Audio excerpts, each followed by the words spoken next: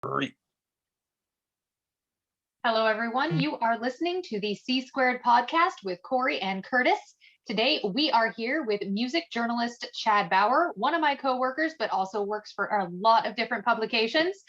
But first, I do just want to say thank you, Chad, for joining us today. We're happy to have you on the podcast. Thanks. Glad to be here. Yeah. And so for people who may not be familiar with you and what you do, or, the different places you write for, do you want to give just like a brief breakdown of who is Chad? Well, currently my main, the place I write for the most is Heavy Music Headquarters. I also contribute to Metal Injection, as you know. I do some stuff for Loudwire, but those are the main ones at the moment. Mm-hmm. And Curtis, you seem to have follow-up face going on. I do. But you've been doing this for a long time, right? You've been around as a journalist / blogger for at least 10, 12 years or something, maybe even longer. Actually more like 20. Yeah. Okay. I got started in the late 90s for a site that doesn't exist anymore, and did some writing for a lot of sites and print magazines that unfortunately don't exist anymore. Yep. And then I was the heavy metal editor for about.com for about 11 years or so. And then Heavy Music Headquarters has been going for almost exactly 5 years now. And so that's the bad thing about the world of print journalism, is there's so many metal magazines from the 90s and 2000s that aren't here anymore. So how does one start in metal journalism? So if you've been doing it for, like you said, as long as you have, how did you kind of get into actually starting to write? Well, I just applied for the site at the time. They were looking for writers, and I said, hey, I like music. I would like to write about music. And so, submitted like a sample article, and, they accepted me, and I was basically kind of on my own for content, and kind of learned, how to contact, the record labels and PR people, and kind of got started from there. And so over the years now, of course, I've, have contacts with all of those labels and PR people. But, at the beginning, it was a little bit difficult. But after, a couple of years, you kind of get your name known, and people start sending you stuff. Back then, every day you'd go to the mailbox and there was an envelope or a package full of actual CDs for review, instead of just the emails with the, with the promo links. But yeah, so definitely a lot has changed in 20 some years that I've been doing this. Was the first site, was that About that you're referring to that you started with? Or no, it was called sweet101.com.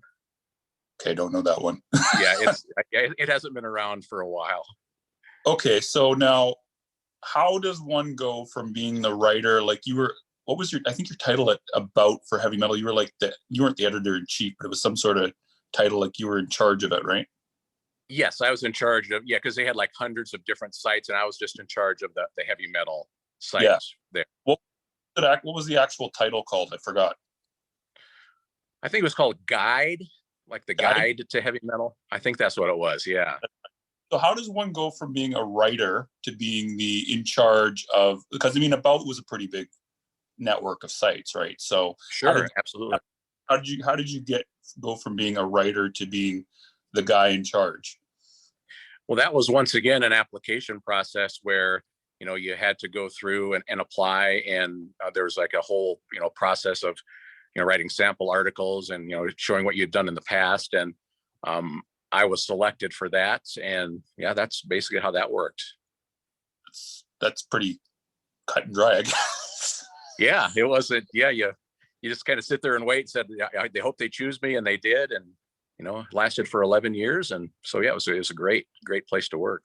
So before I get it over to Corey for the next question, one last part I want to ask about that. So you went from About shut down, and then you started Heavy Music Headquarters. How was that kind of like the shift been from being like at About to being Heavy Music Headquarters? Because it seems like you kind of have the style kind of similar, like to the form, like how. But did you really feel like you changed anything, or you just kind of were like, if it ain't broke, don't fix it? Yeah, it wasn't a lot of major changes. A lot of the guys that were writing, came along as well. And, Yep. of course I have 100%, creative freedom of what I want to do, but for the most part, it's pretty similar to what it was then, I would say. I would figure so. Corey, you want to do the next one? Oh yeah, definitely. Because this is like one of my favorite things to talk about. And I'm sure in the 20 years that you've been writing, you've seen some horrendous examples of pitching, and people reaching out to you for coverage. And so what kind of things should people avoid doing, or what are some of the worst examples of pitches that you've gotten, either recently or just the ones that are super memorable? From bands and, From to bands or be covered. PRs, either one. Yeah, the ones that that are difficult are the ones that say, oh, I'm trying to remember, it wasn't too long ago. Yeah, we released our album 2 years ago. Can you review it? Sorry, I'm laughing at that. You a 2-year-old album? Yeah, I mean, so you get some stuff. 9 months. Yeah, and so that's one thing that with websites. I mean, obviously print journalism, they have months and months of lead time, but for websites for us, we are working weeks and a couple of months ahead of time. So if you submit something that says oh, we're releasing our album this week, or we released it last week, our coverage is already planned, so it's difficult. So that's kind of the things when the timing of things when people pitch things when things are already set, so it's difficult, so you can't cover them. So that's kind of a frustrating thing, because it's like, oh man, that would have been a great band to cover, but unfortunately we don't have the bandwidth to do that. But bandwidth, so that's one. Yeah. Sorry. I got a follow up on that. So what would you say would be the proper amount of time for a band, PR or whatever, to submit to you ahead of time? Well, I would say at least a couple of months. Let people know that the album is coming. The promo doesn't necessarily have to be sent that far, but as long as we know that something is being released, we can kind of plan things. And then, if you send the promo, a few weeks before the release or whatever, that's certainly fine. But I would say a couple of months lead time is optimal, just because, and there's so many, when I started, every week, maybe there was 15, 20 heavy music releases. And now there's 60, 80, 100 every single week. So there's a lot of competition out there. And so you want to make sure that you're out in front of the decision makers as early as possible. And, sometimes you get, 6 months in advance, say, hey, our new album is coming out, in November or whatever. So that's always helpful as well, but it doesn't need to be that much lead time. I would say a couple of months is good. So how do you kind of assign the albums? Do the writers pick, or I'm assuming you assign, right? Correct. Yeah, they request them. Okay. And then I assign them. And there are some writers that are willing to review stuff. They say, hey, just pick a couple for me, and so that's they've kind of maybe get out of their comfort zone and review a style or a genre, or a band that they maybe wouldn't have. So so there's kind of a nice mix of that as well. Fair. Okay. Corey, did you have any follow-up on that? Because I got another question about pitching, but I just wanted to check before I go on. So other than lead time, what do you think is the most common mistake that people should stop making? I know what mine is, but I'm curious what yours is.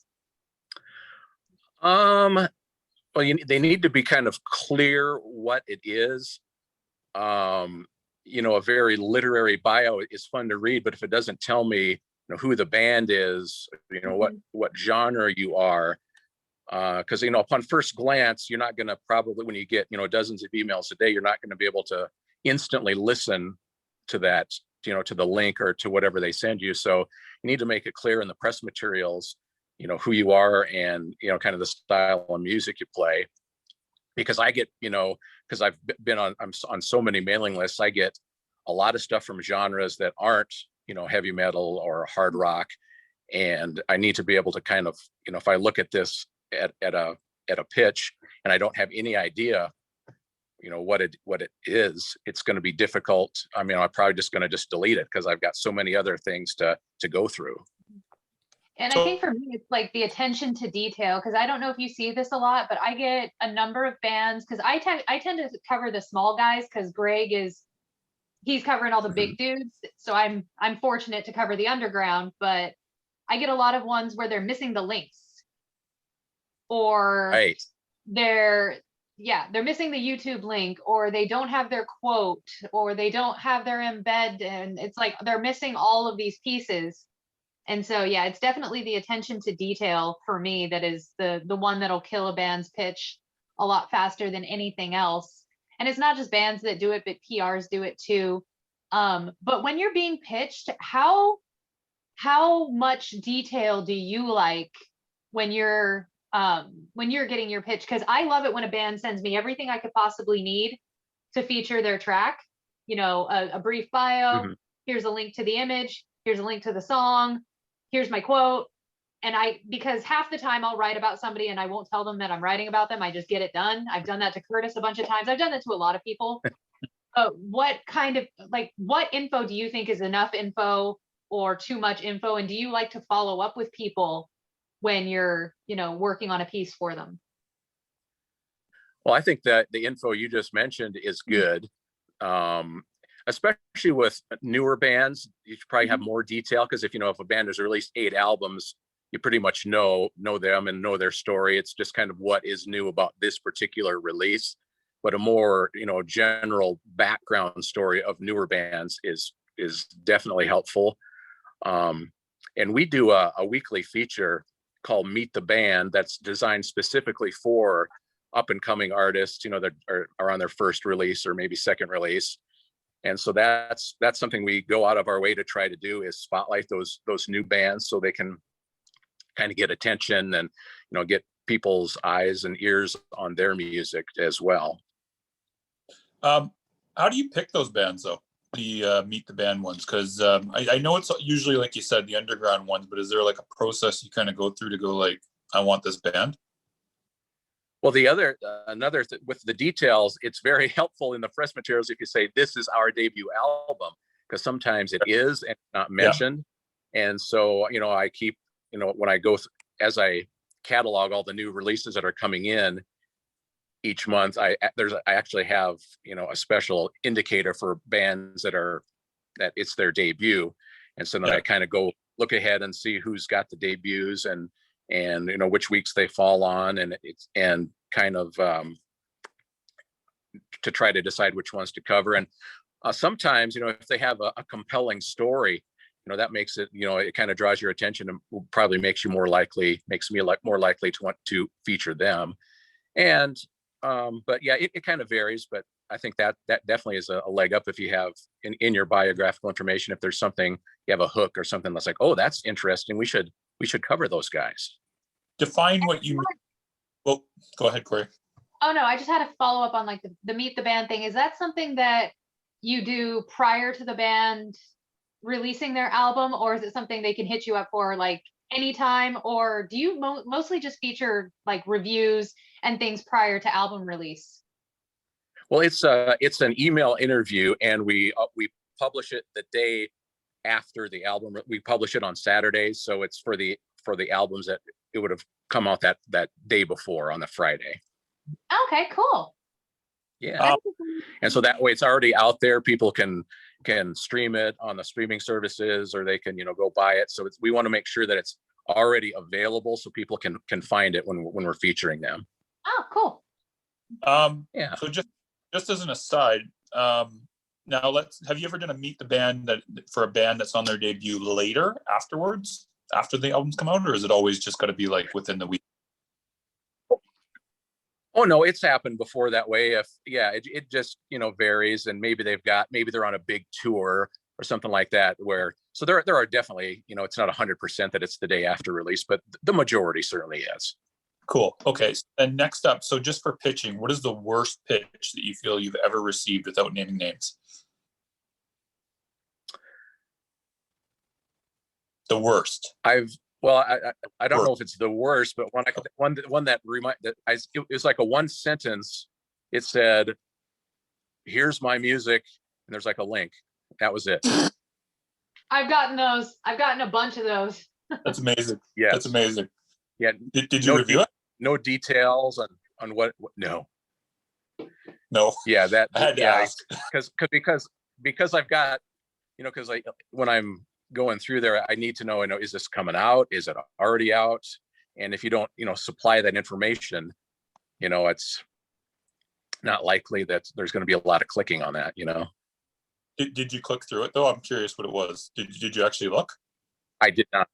I did not. Doesn't work, people. Do not do this. Okay, so other Yes. than that, what would be another example of a bad pitch you've received? I'm trying to think. Sure. I would say that there's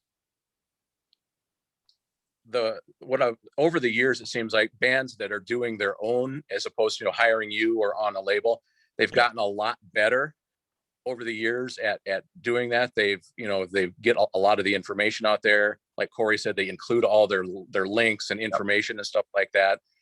So I don't so I don't necessarily get a lot of horrible pitches. It's the quality is actually probably the best it's been, which is kind of nice. That's good. Okay, so Corey, do you have any more question on pitching before we move on to the next one? Oh no, I'm good on my end. Okay, so next thing we're going to ask about is how do you find writers for Heavy Music Headquarters? That's a lot of them have been with me for 10 years or more from, back in the about.com days. And a lot of them, people just email and say, hey, I'm interested, and say, sure, send me some stuff. And so it's been kind of organic. And it always seems like, when one leaves, it's like I get an email and somebody wants to join. So it's, we've kind of had that, been a pretty stable number over the years. So it's, and because, there's especially these days, there's a lot of sites out there. And so there's a ton of metal writers. So, it's people that are looking for a place to write. There's certainly no shortage of places. For sure. Now, do you get them to send a sample review, I take it, as part of the process?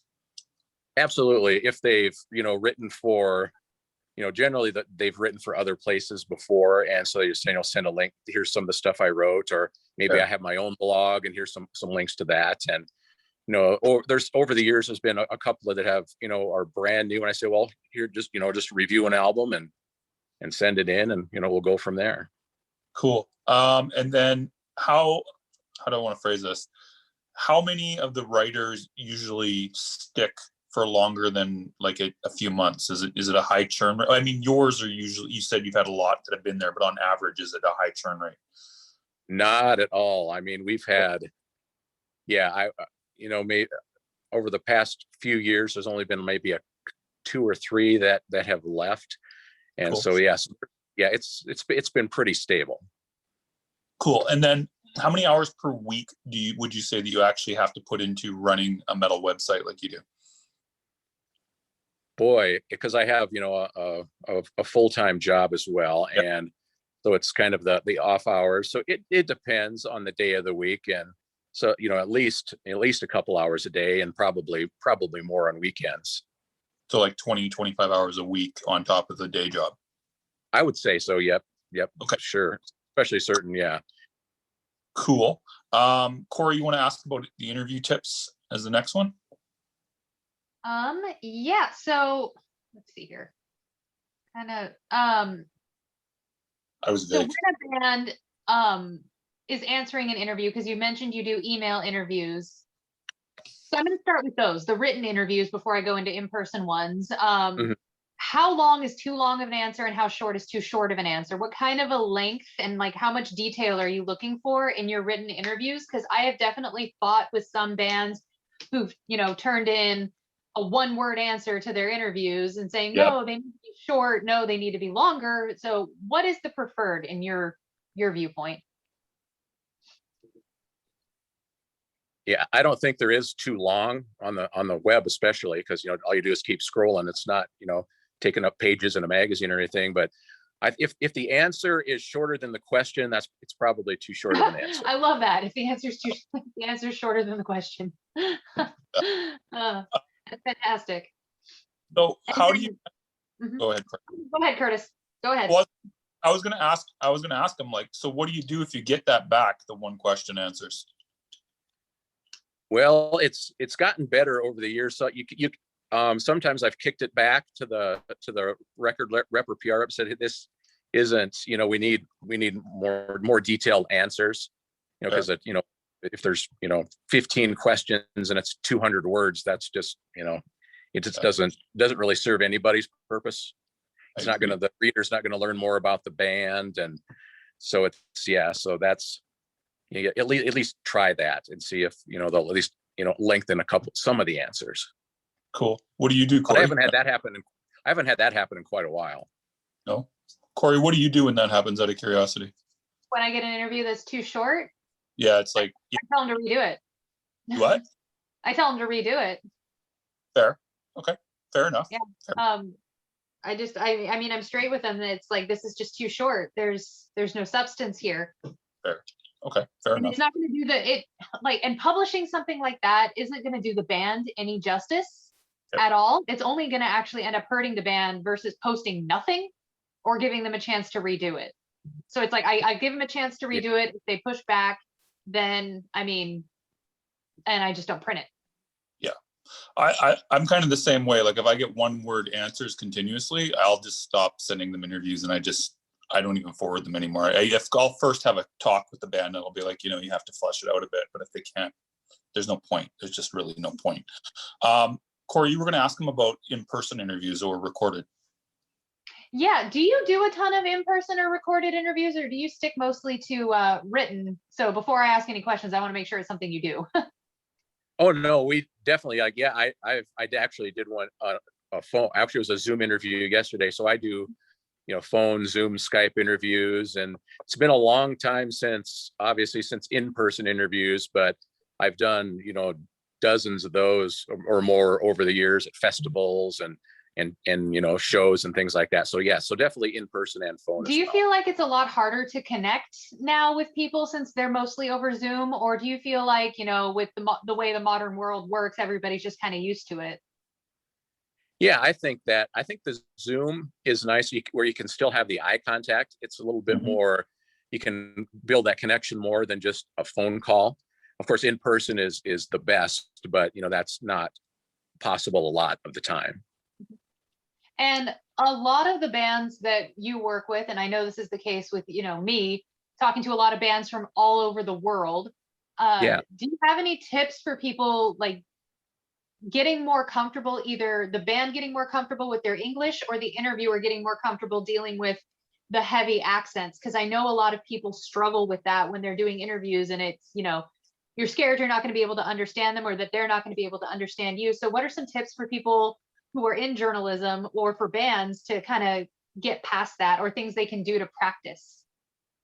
Yeah, well, it's just having patience and, listen closely and don't be afraid to ask them to clarify. It's like, so you said, this and this, is that correct? Yes. Just to make sure that you're understanding what they're saying. And, it might take a little longer to do the interview, but, it's, especially if you're going to be transcribing it for later, that it doesn't really matter if you're doing that. You just want to make sure that you get what they're trying to get across. Transcribing. How do you how do I want to put this? Why do you bother to do the whole transcription thing if you're doing a Zoom call? Like, why wouldn't you just post the interview online instead, out of curiosity? I would hate transcribing. Fucking hate it. Yeah, transcribing is definitely the worst part of it. And the nice thing is there are now services. I mean, you could always get, transcription services that would transcribe it exactly. But that's, can be fairly expensive. But now there's like AI ones where it's, just pennies a minute and it generates the transcript, and you still have to go back and do a lot of it because it's not near 100% accurate. But that at least you've got kind of a template to do that. But yeah, we've never posted video interviews, and I'm not even sure why. I guess that's probably wouldn't be a bad idea, but yeah, so the transcribing is still the way I do it. There's your $1 million idea, Chad. Thank you, Curtis. You're welcome. What else did we want to ask about interviews, Corey? I'm good on my end. I mean, the language thing and the English thing, I mean, it's something pretty unique to metal in that we're so spread out all over the world. So one thing I do want to recommend to bands is if you have somebody, because most of your interviews are going to end up being in English, regardless of what country they're coming from. So somebody could reach out to you from Germany and you're a band in France and they're going to want to speak English to you. Yeah. Is if you know somebody or can find somebody who speaks English, even just get a list of rough interview questions that are like the most commonly asked questions and just go through it to get more comfortable with your English. I do that with one of my bands, but it is a great way to practice if you're just, just getting going on interviewing. And when it comes to interviews, if I might, when you're, come prepared with questions, but you've got to be, but you've got to be prepared to, throw them away. You need to, listen to the answers, because that will send you off in tangents you may never have expected. So sometimes, you get where you ask a question and you're not even listening closely because you're looking at your next question, but you need to make sure to listen. And then that will, spring something that's more interesting than asking the same questions that they hear, 75 times when they're doing, a press tour. Yeah, that's definitely a good tip for journalists, is try to come up with a question or two that is something that other people don't ask. One of the most fun interviews I've seen, it's a written one, not an in-person one, that I cannot remember for the life of me who did this, but Curtis probably remembers. It's all based around a desert island and like what you would bring with you on a desert island. And I love that interview because it's just so different. Yeah. So, Chad, how would you suggest people come up with different types of questions then? Because you're right, a lot of people do have, it's all generic. It's always the same questions. So what would be your suggestion for coming up with original questions? Yeah, that's something that I've, had to work with over the years, that you kind of, with like, you hear a question, it's like, oh, that's really a good question. And you can maybe use that or a variation of it. And so, it just kind of coming up with a list of questions in general for musicians is a good exercise. And then you can tailor it to that, specific band, and ask them about things, other than music. They're, well-rounded human beings that have other interests and ideas and thoughts. And so I always kind of like to explore the non-musical thing, in addition to, of course, covering whatever, their new album and things like that. And a lot of times when you ask questions that they're not asked constantly, you get better answers, not only for that question, but maybe for subsequent questions, because you've made that connection. Yeah, fair enough. Okay, so let me just see here if there was anything else we had for you. I think we've almost wrapped up everything. Chad, do you have anything that we should have asked you that we haven't asked you, or that you wanted to talk about? Yeah, from like your end, Curtis, when do you have advice for us on this side of the keyboard? Well, you're pretty good with this, but in general, for most people, it's answer emails, please. Yes. Not answer the email ever. But I mean, I get at the same time that, you guys get pitched, like you said, like 100, 200 times a week, plus you get the Holics promo. I mean, I understand. But in general, I mean, the only thing on my end is like, if like you don't know if someone received the pitch or not sometimes, and it's like, I'd rather get a no, fuck off, than don't know sometimes, like, am I going into spam, or did they miss it? So I mean, yeah, on my end, that's about the main thing that I would have. I mean, just let us know. But like I said, you're usually really good about answering your emails, so you're not really someone like I'm bitching about. It's just in general. Yeah, so, sure. But Corey, what would you say on it? Because you do pitching too. So I have the unique perspective of being in both. You do. I'm right. like I'm like the Venn diagram of metal. It's like, I work in PR, I work in management, I work in journalism. It's like, and then so all those circles, and then you get me in the middle of all of it. So for people I'm pitching, I guess be honest. So not all of the people that I reach out to will want to cover something regardless of whether or not they've opened it, and they'll say something like, oh, let me take a look, and or oh, I just Yep. haven't really gotten around to, like, just be honest on whether or not you're going to cover it. Even Yeah. if you are respond in an honest way and be like, yeah, no, this isn't for me, or what, like, it doesn't hurt me, it doesn't hurt my feelings. Yeah. So That's the worst. Like someone tells you maybe, and then they don't get back to you, or they keep stringing you along. Yeah, gonna get to it. Don't worry about it. 6 weeks later, like, I don't think they're gonna cover it. So yeah. I mean, that would be the main thing. And then the other thing too would be like, if again, you're not one of the people that's ever done this, but there has been times where it's been like, something will be promised to be covered and then it isn't. And if that's going to happen, I would rather just be told versus just like ghosted or whatever. Cause sometimes people just won't even let you know. And it's just, again, 6 weeks later. And sometimes things, it's like, I will want to write about it, but the editor won't want to feature it. Yeah, so exactly. if that happens, just be honest and be like, yeah, that didn't make it past my editor. I'm sorry, I tried. Yeah, exactly. And I mean, that's happened to me a few times where I've had to tell somebody that, and yeah, it's unfortunate, but it's better than not knowing and sitting there going, is it being covered? Yep, I agree. Right. Actually, Chad, I have one final question for you, because you just question for me now.